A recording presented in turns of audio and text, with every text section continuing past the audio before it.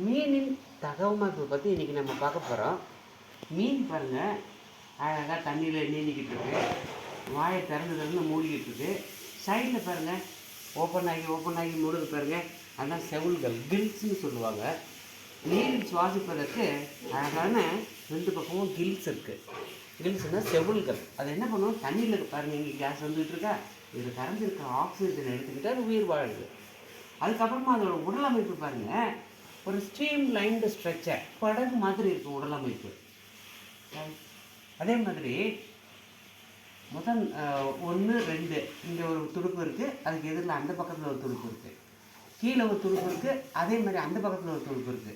2 ஜோடி துடுப்புகள் இருக்குது. முன் பக்கத்தில் மேலே இருக்குது, அடியில் ஒரு துடுப்பு இருக்குது, அப்புறம் பின்னாடி ஒன்று இருக்குது பாருங்கள், வால் துடுப்பு. திசை மாற்றுறதுக்கு அதுதான் யூஸ் ஆகும். நேராக போய்கிட்டு திடீர்னு திசையை மாற்றணும் அப்படின்னா இந்த வால் துடுப்பு பயன்படும்.